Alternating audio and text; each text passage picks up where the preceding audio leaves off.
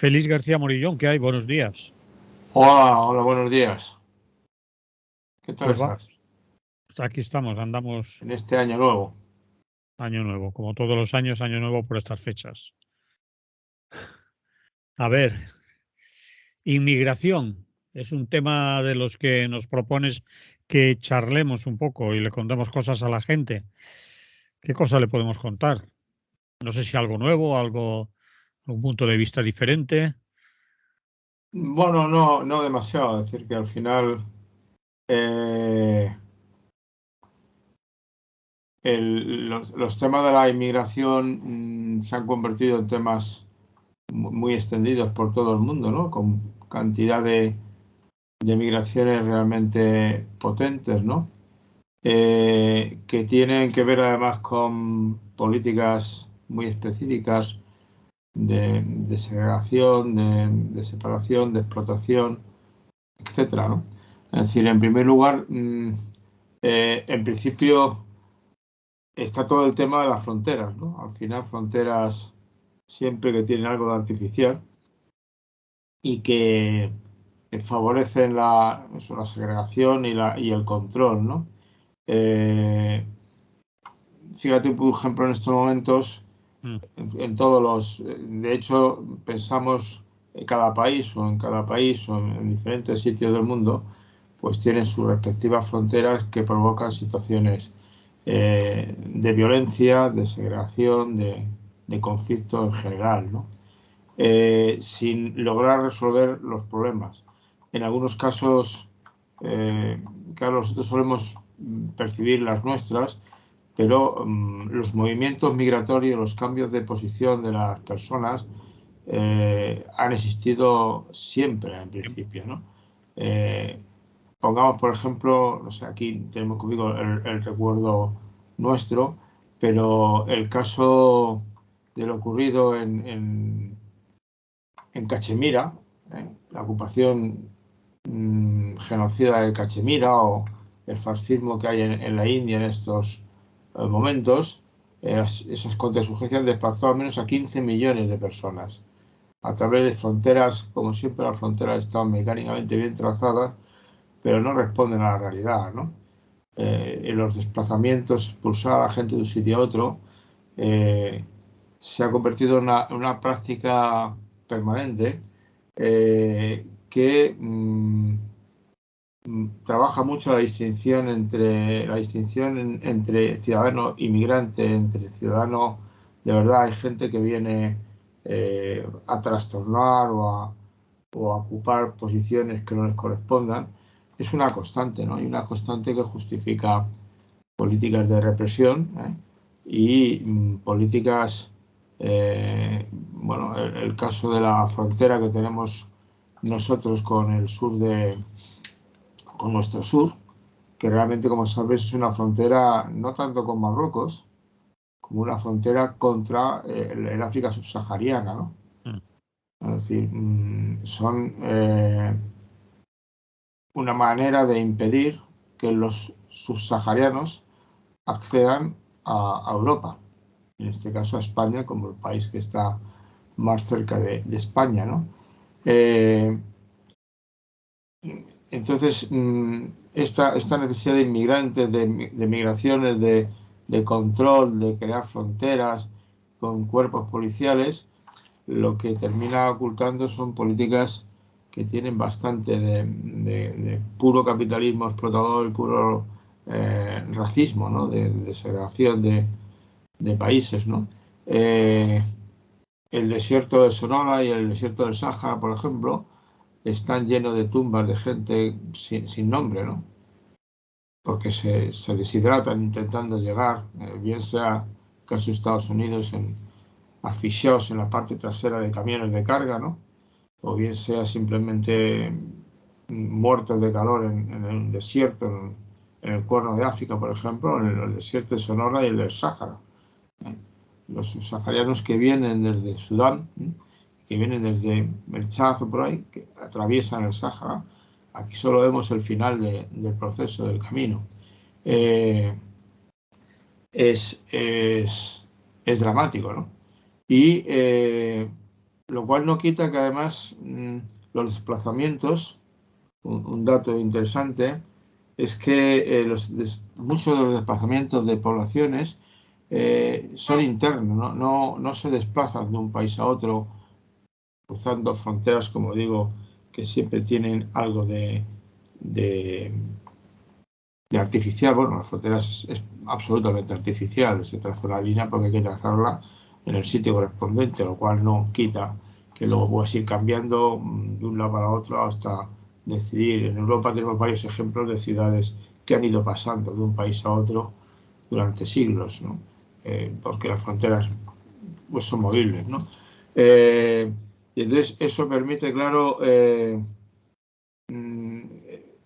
olvidan la importancia que tiene el cambio climático en estos movimientos migratorios brutales de gente que simplemente lo que busca es pues, de alguna manera salir de la miseria y sobrevivir, puesto que el cambio climático, las sequías y otras dificultades hace absolutamente imposible, ¿no?, el moverse de un sitio para otro. Los migrantes climáticos no permiten olvidar a otras situaciones que ha habido en la historia, ¿no? Los terroristas, ¿no? Los ilegales. En Estados Unidos, por ejemplo, una parte de los indios indígenas que no eran reconocidos y que eran considerados inmigrantes ilegales en su tierra, ¿no?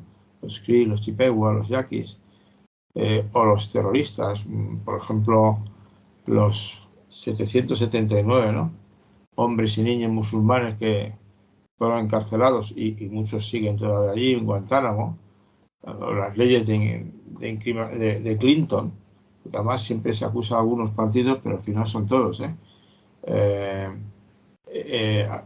radicalizaron las leyes de detención y deportación, ¿no? En la Guerra Fría, por ejemplo, los de Vietnam, ¿no?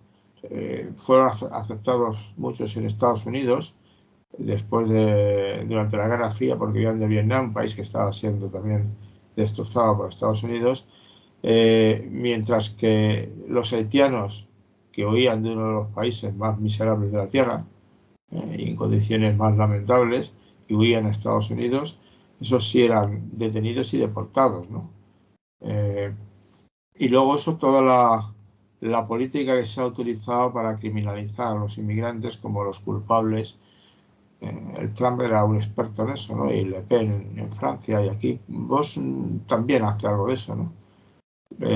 Son las clases trabajadoras que están pagando la inmigración ilegal masiva, porque esos contribuyen a reducir salarios, contribuyen a incrementar la delincuencia. Eso Vox es un experto en decirlo, ¿no?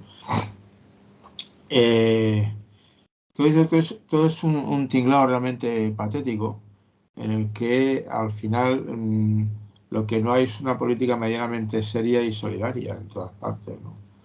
Es decir, al final parece que vivimos todos en una permanente vigilancia de que no nos invadan, ¿no? Leyes de inmigración para impedir que accedan inmigrantes que están ya dentro del país, pero a los cuales no se les da acceso a los servicios públicos, no cobran los salarios debidos, y eso con información de los médicos, maestros, propietarios, trabajadores, que dan información sobre esta cuestión, ¿no? Y situaciones que se olvidan o que no se tratan. Por ejemplo, la Arabia Saudita. Ahora ha habido un escándalo con el caso de Qatar, ¿no? Pero en Arabia Saudita, por ejemplo, ha tenido más de 2 millones de inmigrantes arrestados.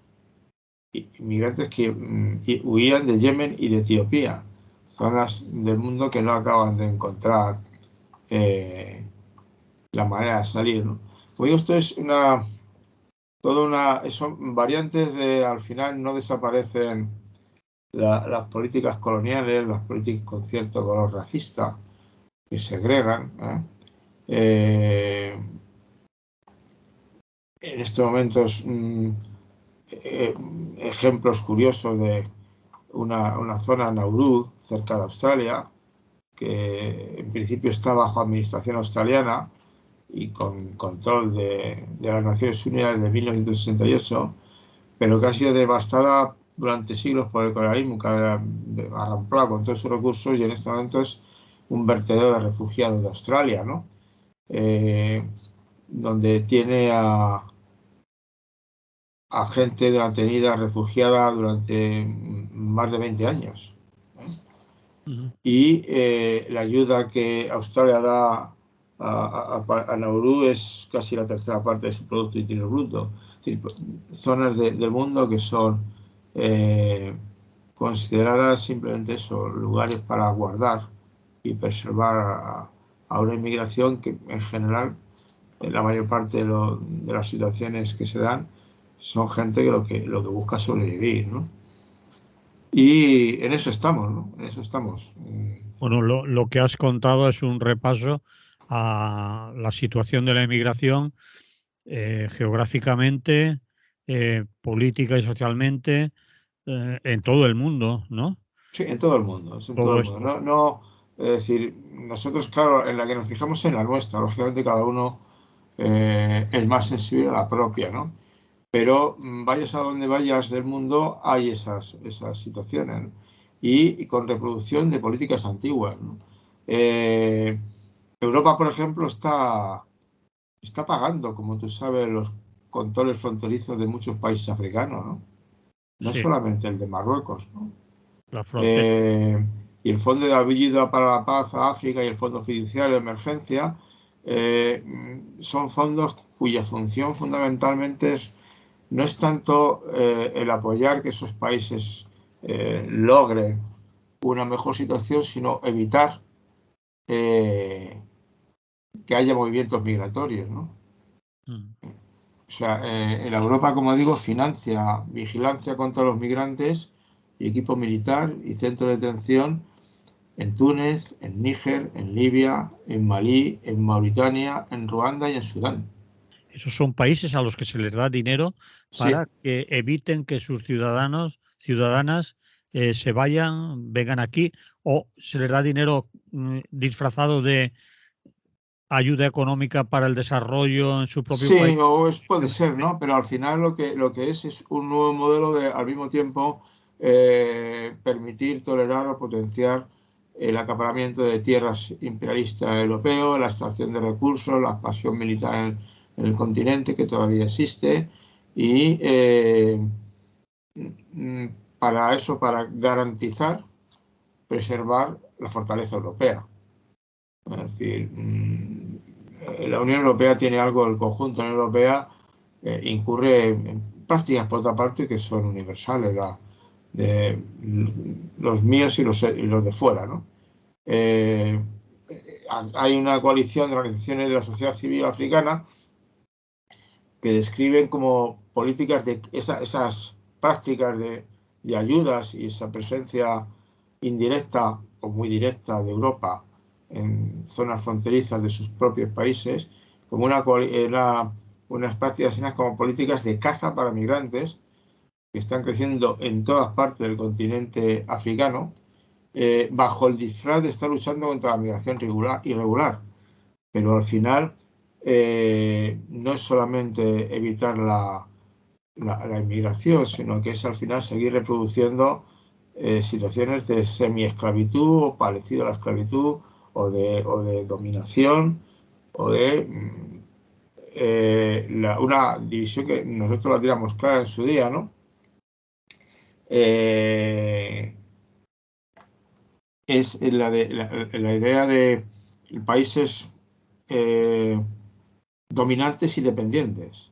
¿Te acuerdas que la definición eran desarrollados y desarrollados? No, eran países dominantes, explotadores, y países dependientes y explotados. Quizá eran una manera más correcta de entender lo que estaba pasando en el mundo. Porque la idea de su desarrollo era pensar que es que estaba en un momento retrasado de su historia, ¿no? Entonces, lo que ocurre es que lo que pretenden es, aquel momento no reconocían que eran las políticas de explotación de los países ricos del norte las que generaban la dependencia, países dependientes, no subdesarrollados, de otros países, ¿no? Y luego además es esa extensión como un pulpo. Pongamos por caso, por ejemplo, algunas altas autoridades de Estados Unidos en su lucha contra la inmigración ilegal, que ellos llaman, dejando por otra parte que se cuele para seguir teniendo mano de obra fácil de explotar por las empresas. Entonces, y de hecho hay empresas que eso lo utilizan luego para frenar la lucha sindical, porque evidentemente en cuanto hay algún intento de luchar contra la explotación dentro de esas empresas, lo que pueden hacer es amenazan con llamar a las autoridades de inmigración y echarlos a gente, ¿no? En 2019, por ejemplo, cuenta una anécdota, el artículo que es el que manejaba yo en estos casos, en este caso concreto, para buscar ese punto de vista, buscar unos datos, unas plantas de procesamiento en Mississippi, tras una campaña de sindicalización de alto perfil, que para conseguir que los trabajadores se sindicaran y lucharan, consiguió que las autoridades de inmigración detuvieran a 680 trabajadores, a los que obviamente declaraban ilegales y expulsaron, por lo cual el movimiento sindical o se callan y aceptan las normas de funcionamiento, o la cosa le va a salir mal, ¿no? En los países del Consejo de Cooperación del Golfo de México, que está Estados Unidos también, evidentemente, México y evidentemente Haití también está, más o menos el 66% de la fuerza laboral total son migrantes, trabajadores migrantes, de los cuales una parte importante serán ilegales, absolutamente ilegales, lo cual refuerza su forma de lucha hacia la revienta, ¿no? Y entonces, de alguna manera, sí que es cierto que una parte del capitalismo explotador de la actualidad está íntimamente vinculada a los procesos de inmigración y de ilegalización de la inmigración y de lucha contra la inmigración ilegal, ¿no? Trabajadores que además a veces en Estados Unidos se procura mantenerlos en situación permanente de inmigración en campos de alojamiento que están separados, sin protecciones laborales, sin protección sindical, sin servicios públicos, sin permiso de las familias, porque al final lo que importa es que sí que haya mano de obra, ¿no? Mano de obra que puede, que incluso indirectamente pueda, cosa que creo que es falsa completamente, pueda favorecer o dificultar o empeorar las condiciones salariales de los trabajadores propios del país al que acuden trabajadores inmigrantes, ¿no? Porque trabajadores extranjeros no deja de ser un eufemismo de trabajadores del tercer mundo. También te acuerdas, es una definición antigua, pero sí que yo siempre preferí la de países dependientes, en tanto que son víctimas de una situación en las que la explotación dura a la que son sometidos, la racialización y la mentalidad colonialista impiden que tengan un desarrollo medianamente normal, ¿no? Y entonces estos trabajadores extranjeros no deja de ser un eufemismo para esos trabajos agrícolas, domésticos, sabes que son, por ejemplo, básicos para los inmigrantes ilegales en España, ¿no? El trabajo agrícola, el trabajo doméstico, ¿no? De trabajos que no se pueden subcontratar en la periferia, porque el capitalismo, recordarás que no tuvo ningún problema en montar las fábricas en otros países, dejando en el paro trabajadores. Aquí en España ocurrió con algunas empresas, ¿no? Y algunos áreas de la producción. y se llevaban la producción a países del tercer mundo en los que el mercado laboral era más económico, en el que el mercado laboral no tenía tanta protección sindical, no había tanto movimiento sindical, ¿no? Y al final es mano de obra, migrantes ilegales, trabajadores extranjeros, de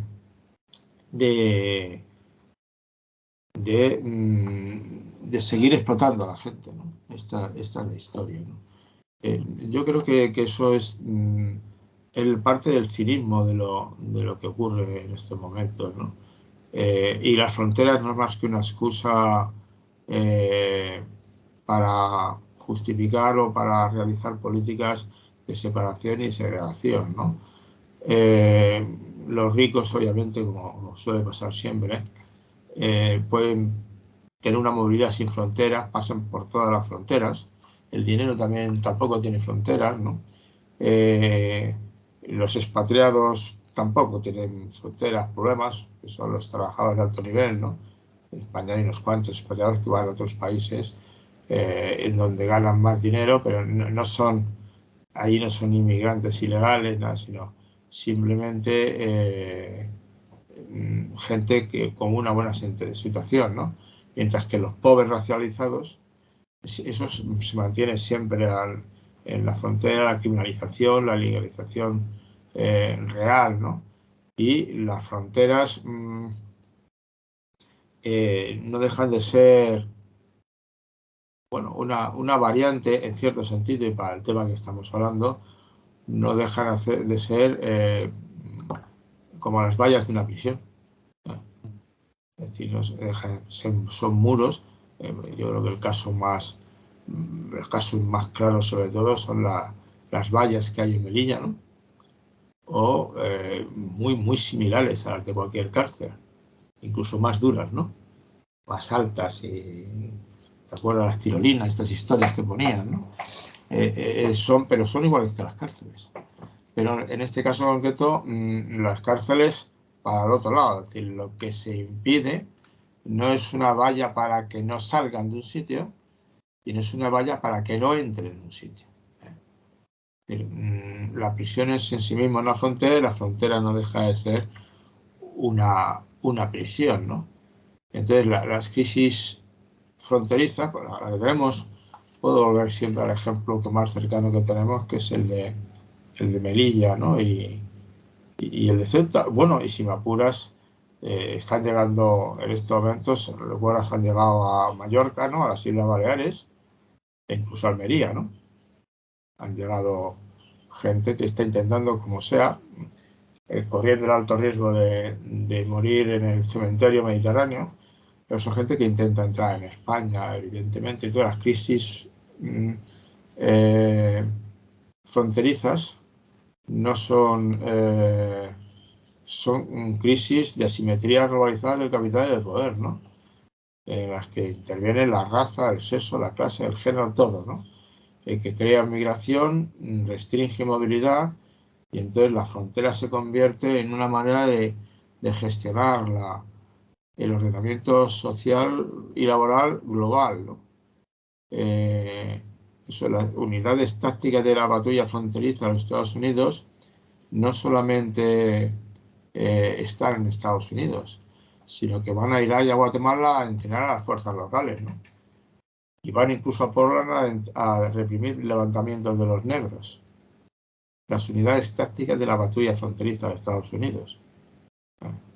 No es, en principio, una cosa que parece que está, pero al final no deja de ser, y esa analogía con la cárcel y la prisión de las vallas fronterizas, no deja de ser una metáfora, una analogía muy clara de esos movimientos de control, y no dejan de reproducir de alguna manera los movimientos de la esclavitud transatlántica, de recordarnos el brutal proceso, ¿no?, de migración de África a Estados Unidos, a Cuba, e incluso en la zona de Colombia y por ahí también hay de Venezuela, también hay zonas y algunas zonas de los países de Centroamérica en las que llegaron negros, ¿no? De la trata de esclavas, ¿no?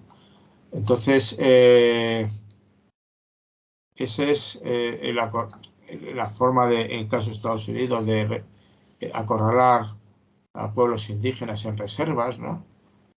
Todo ese tipo de cosas al final no son más que restos de un colonialismo,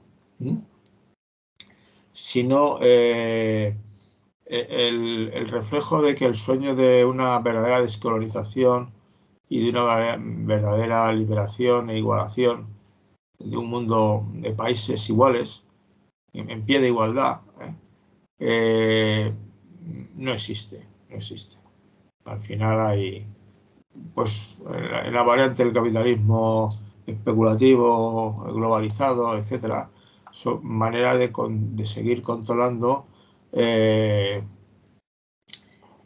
poder mundial y la jerarquía internacional, y recordar la posición de que cada uno debe tener, ¿no? Entonces, la idea al final sigue siendo que no se trata de buscar políticas de inmigración más humanas, que da por supuesto ya fronteras que se dan por absolutamente inviolables, ¿verdad? Sino de fronteras abiertas, hostia, al final de un movimiento más libre entre las naciones del mundo, ¿no? Que no esté configurado bajo el statu quo. O sea, que el lema anarquista de ni bandera ni fronteras, ¿te acuerdas, no? Es un lema antiguo. Sería la manera de emanciparnos de sistemas de opresión que se mantienen, ¿no? Hay una red de migrante internacional en Filipinas que lucha precisamente contra eso, la abolición de fronteras, para asegurar la libertad de quedarse, en el país de origen, que al final es lo que quiere la gente, ¿no? Pero también la libertad de moverse de sus lugares y de sus tierras, ¿no? Para acabar con las variantes del imperialismo actual que se manifiestan. En una de sus manifestaciones es esta desmesurada red de gente ilegal, trabajadores ilegales, inmigrantes reprimidos y gente que al final no tienen ni hogar ni sitio donde están. Gente que quieren, que lo que quieren vivir, bueno, lo que todo el mundo, ¿no? De una fuente, el manifiesto del movimiento de los sin papeles en Francia, lo que pide es una cosa muy sencilla, no queremos que nos estén exigiendo los papeles constantemente, ¿no? Y además con la humillación de que los papeles se los piden normalmente racializados, o sea, la gente de color. La gente ya por su cara se sabe más o menos. La policía tiene una especial capacidad de detener, ¿no? En Australia hay una red también enorme de refugiados sobrevivientes y exdetenidos, ¿no? Que lo que piden es cosas tan sencillas como vivienda, como atención médica, como ayuda lingüística para entenderse, unas veces derechos laborales, poder moverse. Eso es lo que piden los que solicitan asilo y de alguna manera tienen justificaciones para solicitar asilo, ¿no?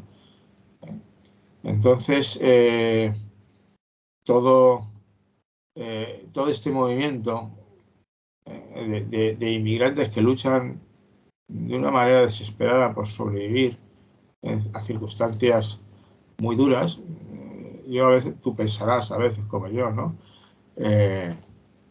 Lo que debe ser las situaciones extremas de gente que se aventura a cruzar el desierto del Sáhara. Y no a cruzarlo en condiciones de un safari, ¿no? Bonito, organizado por gente con pasta, sino con gran posibilidad de convertirse en un muerto más que es tragado por las arenas del desierto, ¿no? Entonces,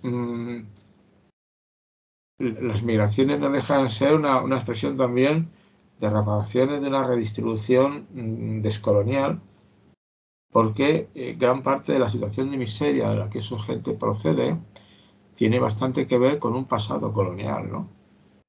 Y entonces los inmigrantes, por ejemplo, indocumentados en Francia, la mayor parte de ellos son inmigrantes, son gente que en uno de sus manifiestos dice queremos la libertad de movernos, de establecernos para actuar, y eso es un derecho. O la afirmación de eso, esa afirmación tradicional de muchos movimientos, ningún trabajador es ilegal, ninguna persona es ilegal. Ya la declaración de que te llamen ilegal es una manera bastante patética de marginar a la gente, de generar divisiones profundas entre las personas, que además pueden provocar encima algo que es corriente en otras situaciones, la estigmatización de colectivos, los ilegales que han entrado en un país, a las que todos los indígenas de ese país, ¿te acuerdas que yo sí llamaba en broma cuando tuve la mitad de mis alumnos procedían de Ecuador, de Perú, de República Dominicana, esos países? Yo les decía que ellos eran los alienígenas y los blanquitos eran los indígenas. Algunos que tenían cara de lo que habitualmente se llama indígenas, ¿no? Es decir, no, tú no eres aquí, tú eres alienígenas, vienes de otro país y los indígenas son tus compañeros que han nacido en Madrid, esos son los indígenas en este caso. Pero ese uso de los nombres, ¿no? Para estigmatizar a la gente, lo cual va seguido de generar, los estigmas suelen ser estereotipos, van seguidos de la marginación y la discriminación y el sufrimiento. Entonces, esa es la cuestión. Yo creo que luchar por eso no es nada fácil, la lucha para el reconocimiento, porque al final las fronteras dicen, la clase dominante nos dice que van a proteger a la clase obrera contra la globalización. No. Las fronteras forman parte de la globalización neoliberal, ¿no? Porque la mano de obra inmovilizada que generan las fronteras, a quien más beneficia es ese capitalismo neoliberal, ¿no? Esas que se articula toda una visión de redes de policía, de deportaciones, de redados, de trata de personas, ¿no? Bueno, es lo que suele ocurrir.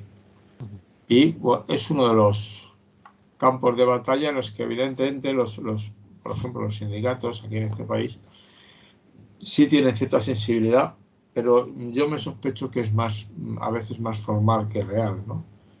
Porque quizá entre la propia clase obrera española calan los perjuicios que pretenden que vean que consideren que el problema de la inmigración lo causan los inmigrantes, no lo causan quienes generan estas fronteras artificiales, estas divisiones y quienes dejan fuera a gente en territorios que siguen siendo explotados por multinacionales muy concretas y que siguen siendo privados de la capacidad de controlar sus propias vidas, ¿no? Bien. Todo esto que has contado, ¿cómo lo podíamos dejar resumido en unas cuantas frases o renglones o puntos concretos? Porque ha estado todo muy mezclado.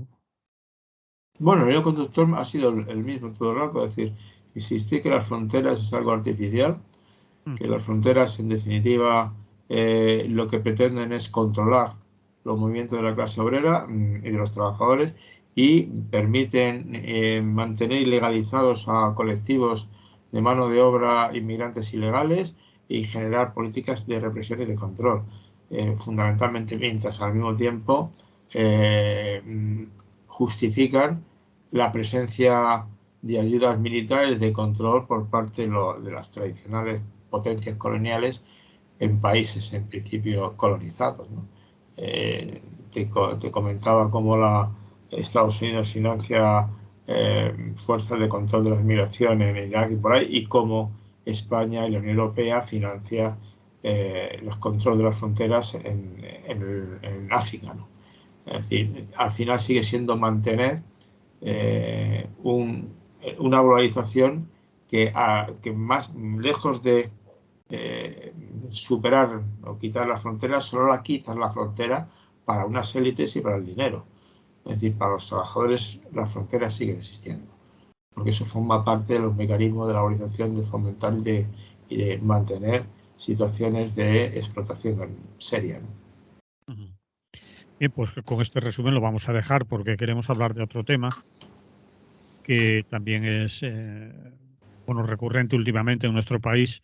Se habla mucho de salud mental, de poner desde el Estado, desde la Administración, medidas para atajar uno de los problemas que se consideran importantes en las sociedades de hoy en día y en la española en particular. Y tú me proponías también hablar de este tema. No sé Sí. por dónde lo quieres enfocar y a qué conclusiones quisieras llegar. Bueno, nos llama la atención sobre una situación que al final vuelve a ser importante para la gente. Al final ya recuerdas tú la de salud, dinero y amor.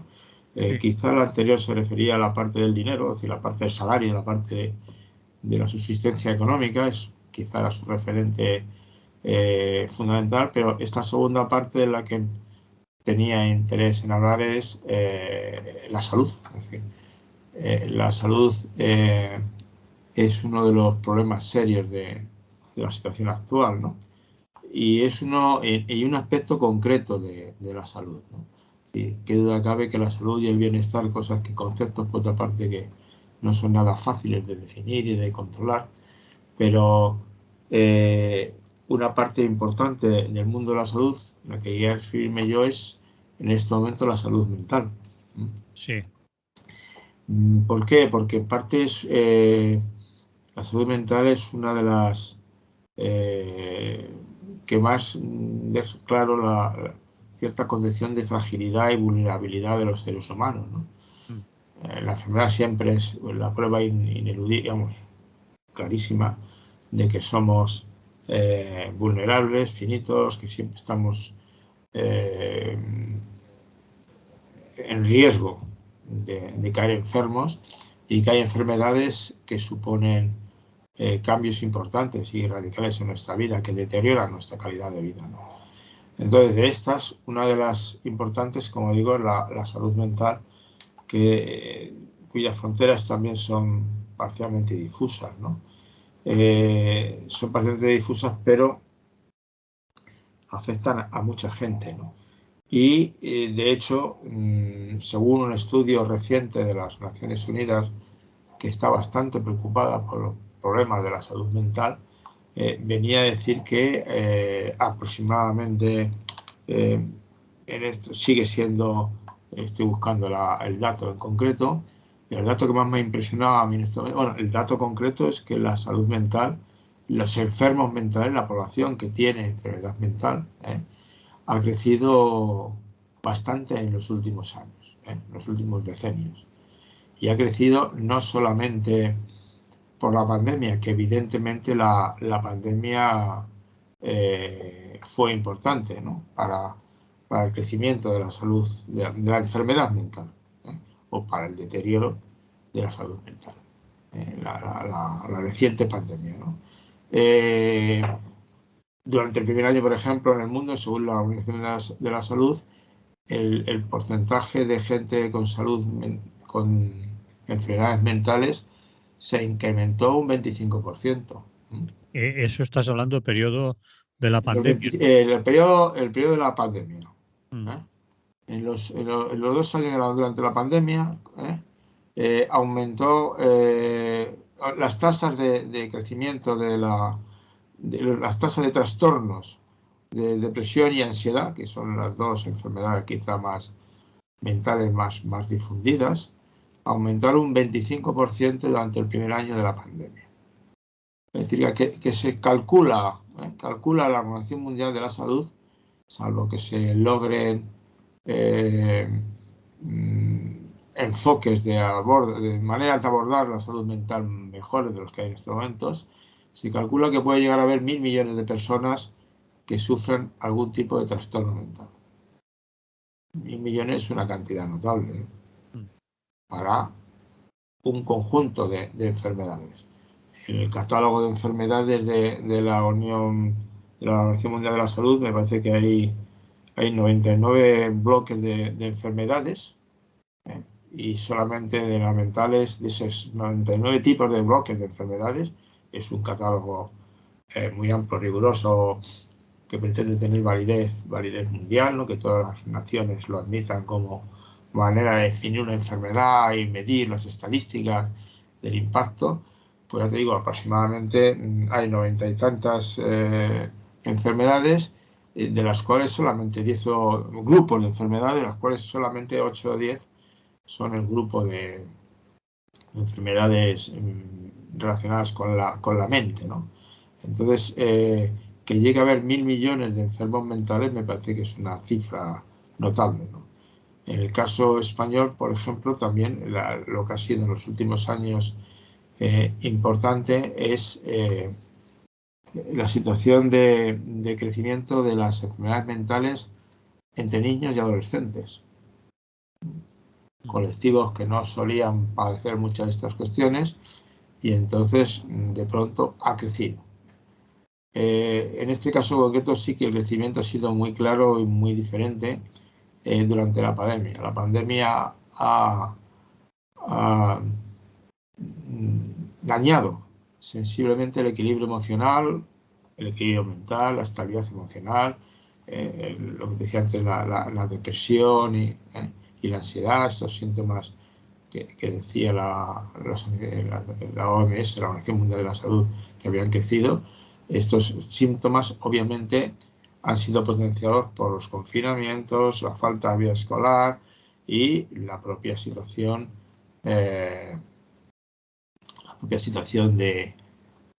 como diría yo, de que algo malo está pasando. Es decir, la constante de eso, y hay gente que lo denuncia con cierta frecuencia, ¿no? La constante alusión a que el mundo está al borde del colapso, al borde de una hecatombe, al borde de ¿no? Eso constante, decirlo constantemente, deja de ser una descripción de la situación que merece especial atención, a convertirse en un mantra que lo que provoca es mayor sensación de ansiedad y de impotencia, ¿no? Y sobre todo, porque claro, de alguna manera, en mi caso, si me dicen que en el 2030 todo va, que el plazo es 2030, uno de los plazos que ponen muchas veces, ¿no?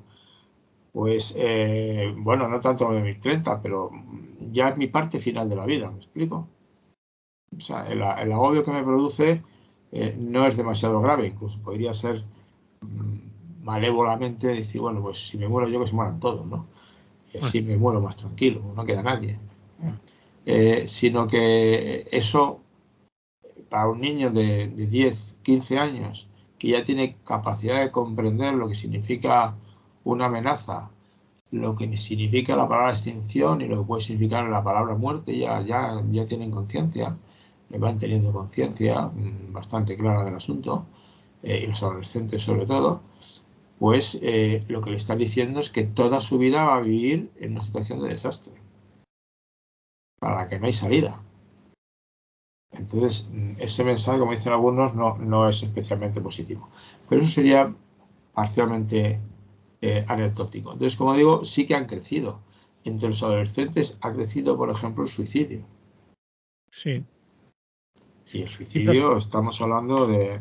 El suicidio es una de las cifras que se ocultan normalmente, ¿no? Claro, Estadísticas. no se da con claridad, etc. Sí, Entonces, se pretende que no se sepa, que la gente desconozca. sí, pero al final son altas. Ahora no las tengo aquí a mano, pero vamos, son fáciles de encontrar las estadísticas de suicidio, ¿no?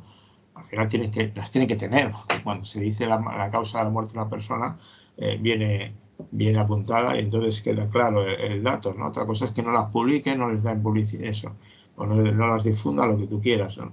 Pero claro, que se suiciden, desde luego es la causa de muerte mayor entre los adolescentes, pero es que los adolescentes no se mueren de otra cosa. decir, es una edad de la vida en que se muere muy poca gente por enfermedades, ¿no? Por enfermedades se muere gente según van pasando los años, ¿no? Y hay años en que llegas ya y que a nada que te toque, pues se ha acabado, porque tu cuerpo no tiene defensa, capacidad de resistencia, de regeneración, etcétera.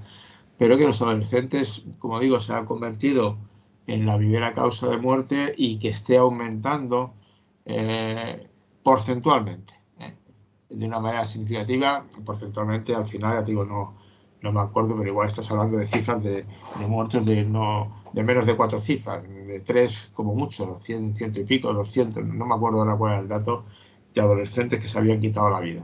Pero también niños, o sea, niños, estamos hablando, por lo tanto, menores de edad y cuando hablan de niños normalmente se entiende antes de los 12, que es la edad en la que la gente empieza a hablar de adolescentes, ¿no? De la pubertad, la adolescencia, ¿no? Entonces, como te digo, eso, la situación es complicada, ¿no? Y es complicada porque además una parte grave del asunto es que es una profesión, tú quizás sepas más que yo de esto, ¿no? Pero el primer problema que hay es una profesión en que hay diferentes especialistas implicados en el tratamiento de las enfermedades mentales, ¿eh? No solamente los psiquiatras. Los psiquiatras es una parte de la cuestión, cuya gran diferencia posiblemente es que de algún modo son los que pueden recetar, ¿no? Pero bueno, aparte de los psiquiatras, estarían también los psicólogos, ¿no? Es decir, y los psicólogos, que algunos además, la psicología clínica, que han ido desarrollando más conocimientos biológicos, porque la biología también ha intervenido mucho en la definición y el tratamiento de las enfermedades mentales, la moderna biología y los estudios biológicos de código genético, etc. Algunos psicólogos clínicos han pedido ya poder recetar medicamentos. Hay una especialidad que es la psicología de la salud, que invade una parte de la medicina psicofisiológica, ¿no? Que eran los psiquiatras del LAZ en su día, ¿no? Y luego está toda toda la cantidad de personal adyacente, pero esencial. Estoy hablando de enfermeros, asistentes sociales, terapeutas ocupacionales, ¿no? Que están todos en la sitio de salud mental, ¿eh? Ahí crecen las enfermedades, crece la pluralidad de profesiones que abordan las enfermedades y crece, por tanto, la complejidad de organizar bien la planificación, mucho más en un momento en que la sanidad pública, en concreto en España, hablo en España, pero me parece que es un problema más generalizado, no lo estamos inventando nosotros. La sanidad pública está sufriendo un desmantelamiento, a veces nada de disimulado, ¿no? Bastante claro, ¿eh? Y luego se añade a eso otra cuestión importante también, desde mi punto de vista, y aquí barro un poco más para casa, de que las enfermedades se han convertido en un negocio.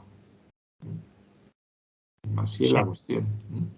Sí. Un negocio, ¿por qué? Bueno, si quieres pasamos al más reciente e inmediato, el enorme negocio que supuso la vacuna de la COVID, ¿no?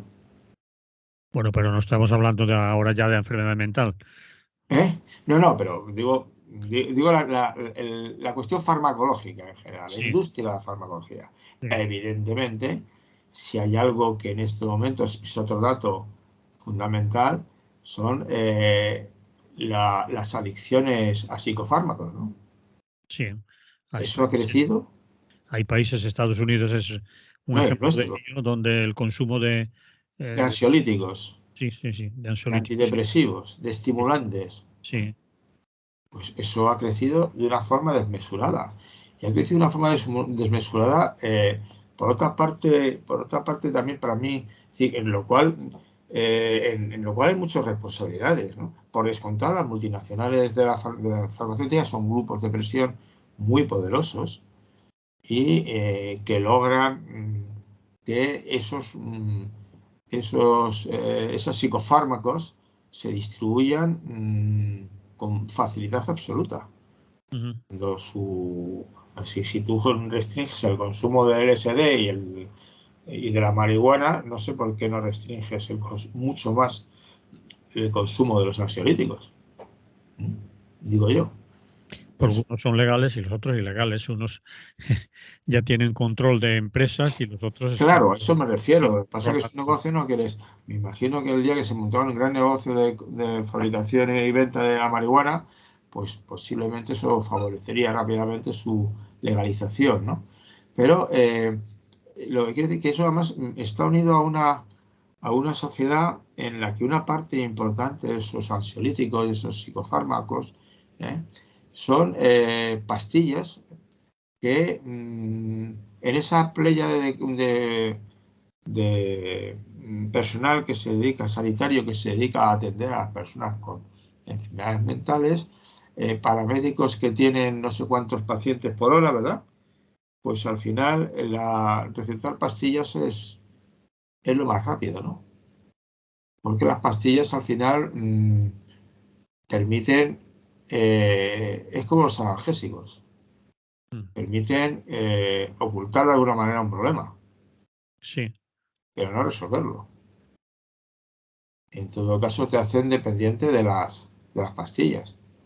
Ya digo, yo conozco de cerca el tema de las unidades de dolor, es el riesgo de los analgésicos, que te vienen convirtiéndote en adicto, lo cual para ti no es bueno, pero obviamente para cierto personal médico que está saturado de trabajo, harto, no puede llevarlo le puede facilitar la atención, la apariencia de atención, y para unas multinacionales, industrias farmacéuticas, que no hace falta que sean multinacionales, pueden ser nacionales, que tampoco, pero vamos, al final son todas multinacionales, ¿no? O casi todas, no tengo mucha noción al respecto, pero sí que obviamente, bueno, viven de ello y anuncian. Y además viviendo en una sociedad que de alguna forma ha potenciado ciertas cosas que favorecen el trastorno mental y no atajan, es decir, ciertas causas. Me refiero a todo lo que va unido a un neoliberalismo radical, ideológicamente hablando, ahora ya no como mecanismo de extracción de plusvalía, como tú quieras, ¿no? En el cual se ha volcado en potenciar individuos que se creen autónomos y autosuficientes, ¿no? La autonomía individual y la decisión autónoma se convierte en el paradigma de cualquier cosa valiosa. Yo soy yo, decido yo y punto pelota. Lo cual provoca una playa de narcisistas. El individualismo anarquista, que es claro, como tú sabes, siempre está vinculado al apoyo mutuo, ¿no? Nunca hemos planteado, bueno, alguna corriente anarquista sí ha sido muy radical en eso y se ha negado a asociarse a estas historias, los stirnerianos, en el supuesto de que Stirner fue anarquista, pero aceptándolo incluso, los anarquistas siempre han luchado por el apoyo mutuo, por la colaboración entre personas, ¿no? Entonces estamos en una sociedad de narcisistas, ¿no? De narcisistas además permanentemente obligados a ser felices. Cosa que ya es poner a la gente un objetivo en principio irrealizable. ¿Y por qué irrealizable? Porque bueno, la felicidad, claro que es importante la felicidad, pero primero me la define usted y segundo, no se olvide que la felicidad siempre tiene algo de aleatorio, de suerte. No es algo que yo pueda conseguir con mi esfuerzo, con mi trabajo, porque depende de muchos factores, sobre todo la felicidad que uno pueda entender como llevar una vida plena. Eso es una cuestión complicada, no es nada fácil y hay factores que dependen de la fortuna de entrada, de nacimiento. Hay gente que nace con estrella y gente que nace un poco estrellada. Y en la fortuna luego en la vida cotidiana que se te den bien las cosas, que estés en el sitio correcto en el momento oportuno, etcétera, ¿no? Que no caigas en empresas piratas, que muchas cuestiones. Entonces, pero esa obsesión por la felicidad puede llevar, bueno, a conseguirla por la vía rápida. Una vez más estamos con los psicofármacos, ¿no? Que te generan sensaciones de plenitud. El famoso LSD se descubrió como un posible tratamiento para trastornos médicos y para arreglar cosas, ¿no? Y luego, pues sí, me arregla usted porque entro en trance y disfruto de alguna manera, ¿no? Entonces, estamos también en esa sociedad, y en esa sociedad que, por descontado,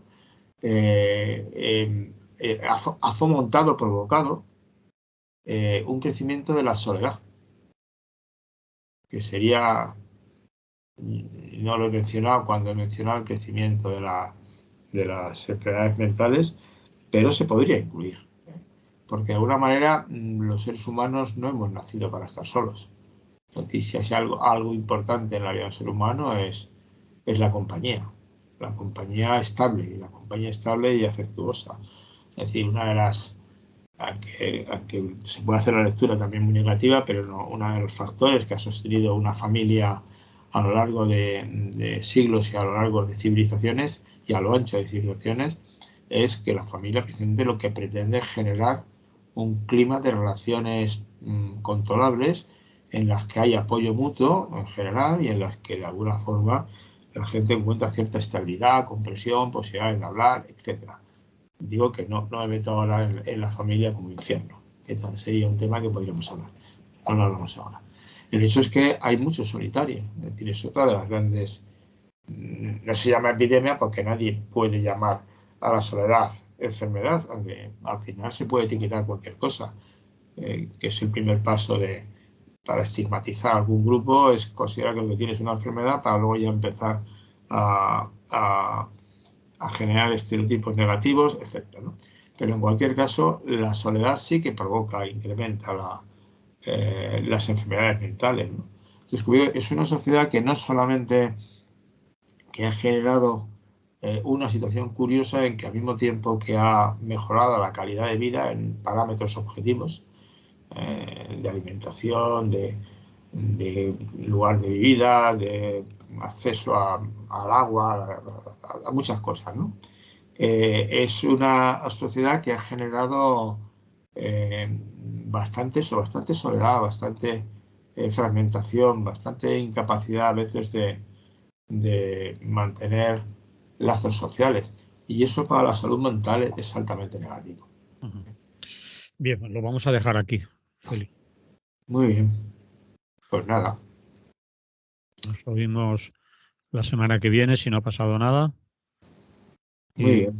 contamos cosas, a ver si ya hay actualidad de esa que se llama política y alrededores.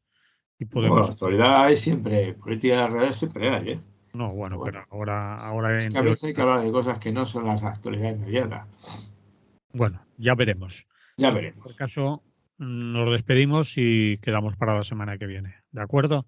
¿De acuerdo? Muy bien. Hasta entonces, que vaya bien. Eso, que tengáis, estemos empezar el año bien. Quizá esta conversación ahí no ha sido de las más alegres, pero bueno, Bueno, también hay que escuchar cosas de estas, ¿eh? sí.